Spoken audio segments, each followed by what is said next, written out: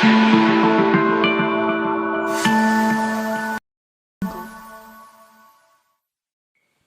बच्चों, आप सबका बहुत बहुत स्वागत है मेरे यूट्यूब चैनल में रमा मैम क्लासेस में। और आज आपके लिए मैं लेकर आई हूँ क्लास 10th के फिजिक्स से resistance of a conductor.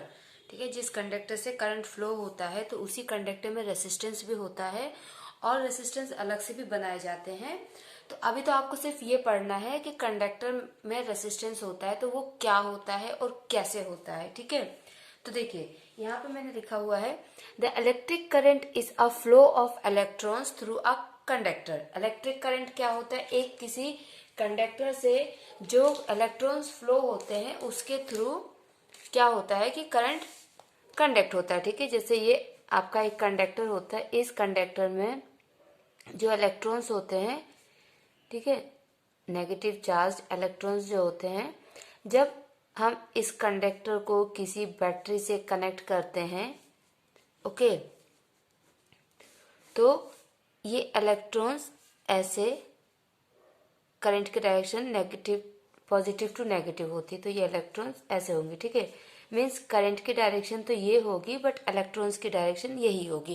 Electron के अपोजिट होती है करंट की डायरेक्शन। तो इन इलेक्ट्रॉन्स के फ्लो होने से क्या होता है? करंट फ्लो होता है। यहाँ तक तो हम समझ गए हैं ना।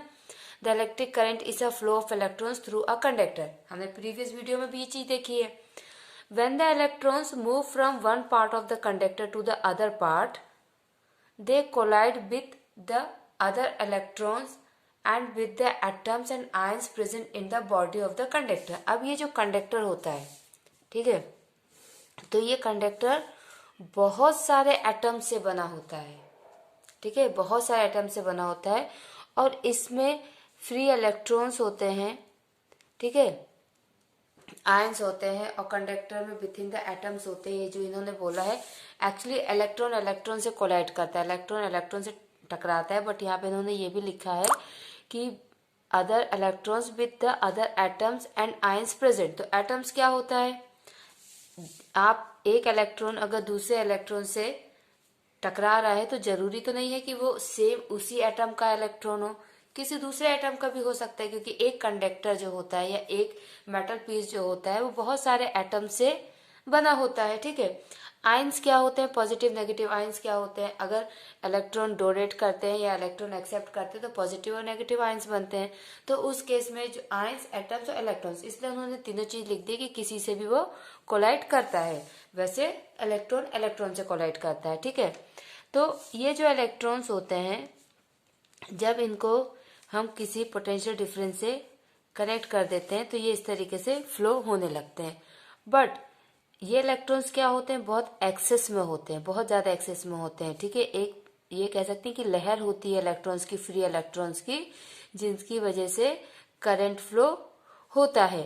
तो जैसे ही इनको पोटेंशियल डिफरेंस मिलता है, ठीक है, एक तरीके का फोर्स मिलता है, तो ये इलेक्ट्रॉन्स इधर आना स्टार्ट कर देते हैं। ठीक, फिर उससे क्या होता है कि ये इलेक्ट्रॉन्स यहाँ पे अंदर ही, हमने तो क्या है कि लाइन से बना रखे हैं। ठीक है, तो हमको लग रहा है कि सिर्फ इतने ही होते हैं या ये बहुत सिस्टमेटिक तरीके से आगे बढ़ते हैं, ऐसा कुछ नहीं है। ये खूब सारे इलेक्ट्रॉन्स होते हैं। तो एक इलेक्ट्रॉन दूसरे इलेक्ट्रॉन से ऐसे टकरा जाता है, ऐसे आपस में ऐसे टकराते हैं, धक्का एक दूसरे को देते रहते हैं। इस वजह से क्या होता है कि करंट के फ्लो होने में थोड़ा सा ऑब्स्ट्रक्शन हो जाता है, थोड़ी सी रुकावट हो जाती है।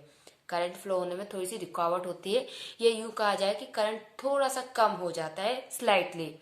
ये जो ऑब्स्ट्रक्शन होता है, जो इलेक्ट्रॉन्स के टकराने से, दूसरे इलेक्ट्रॉन्स के साथ टकराने की वजह से होता है, इसी ऑब्स्ट्रक्शन को हम बोलते हैं रेसिस्टेंस ऑफ द कंडक्टर। क्या बोलते हैं? Resistance of the conductor.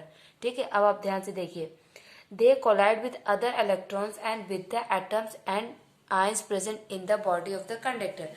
Due to this collisions, इस तरीके के कोलिजन्स की वजह से, ये जो इलेक्ट्रॉन्स टकराते हैं आपस में, इसकी वजह से देयर इज सम ऑब्स्ट्रक्शन। ठीक है, क्या होता है? करंट को आगे बढ़ने से थोड़ा सा रोका जाता है और opposition to the flow of current, क्योंकि जब इलेक्ट्रॉन्स फ्लो होंगे तब करंट फ्लो होगा और इलेक्ट्रॉन्स एक दूसरे से टकरा रहे हैं तो थोड़ा सा डिले हो जाता है। ठीक है, थोड़ा सा ऑब्स्ट्रक्शन आ जाता है, अपोजिशन आ जाता है in the flow of electrons. तो हमने लिखा है फ्लो ऑफ करंट, बातें की है, through conductor, it is called resistance. ठीक है। तो इसी ऑब्स्ट्रक्शन को हम बोलते हैं, या ये जो प्रॉपर्टी होती है कंडक्टर की जिसकी वजह से करंट में थोड़ा सा बहुत ऑब्स्ट्रक्शन आ जाता है, अपोजिशन आ जाता है, उसको हम बोलते हैं रेसिस्टेंस। तो आप एग्जाम में अगर आपको क्वेश्चन आता है तो आप इस चीज को नहीं भी लिखेंगे तो चलेगा, बट अगर आप ये लिख देंगे तो अच्छी बात रहेगी। ये अगर सिर्फ इतना आता है what is resistance, the property of a conductor, तो आप ये लिखेंगे the property of a conductor due to which it opposes the flow of current through it is called resistance.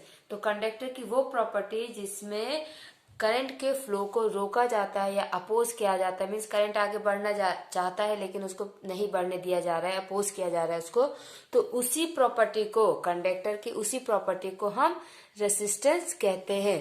ठीक है, मार्क्स पे डिपेंड करता है, अगर आपका 1 या 2 नंबर में आता है तो आप इतना लिख के छोड़ सकते हैं इसको। ठीक है, अगर ज्यादा मार्क्स में आता है तो आप फिर थोड़ा सा एक्सप्लेन कर देंगे और फिर आगे लिखेंगे तो ठीक रहेगा, है ना।